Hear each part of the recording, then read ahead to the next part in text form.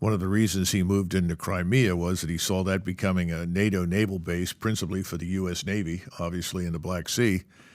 So he moved on that first and then said, look, this got to stop. Well, what happened, of course, as you know, is we had the coup in Kiev, or now the Ukrainians call it Kyiv.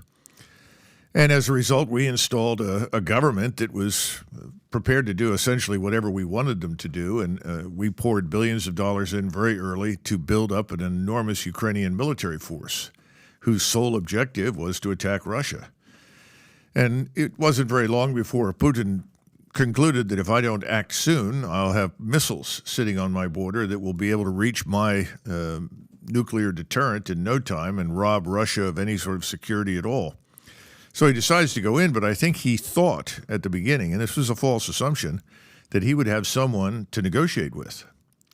So he said, I'm going to go in really initially with only about 90,000 troops, organized into small contingents. He gave strict orders that they were to avoid collateral damage at all costs, didn't want to kill anybody. He knew he was moving into an area which was largely Russian anyway. But he also didn't want to kill Ukrainian forces at that point. He said, I want to demilitarize the place, but he said, I don't want unnecessary casualties on the Ukrainian side. And remember, from his vantage point, these were also Slavic cousins, brothers, whatever you want to call them. And the Russians felt that way, I think, initially. And so he moves in with this very small force. He encounters a lot of resistance. I think the resistance is exaggerated in the sense that the Russians have never taken heavy casualties. But nevertheless, he encountered a great deal of resistance. But most important, when he met with people for negotiations, he discovered there's no willingness to reach an agreement because Washington principally is in charge. Washington doesn't want an agreement. I mean, he can read the tea leaves, and the tea leaves are very clear. This is Washington's opportunity to, quote unquote, bleed Russia.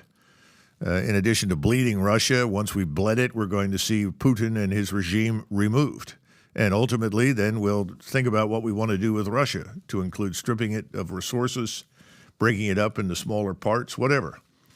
This, of course, was a horror story that he had not really believed in. And he found out, gee, I was wrong. And so by the summer, he has a meeting with all the senior officers, and they say, look, we wanted to go in hard. You told us to go in soft.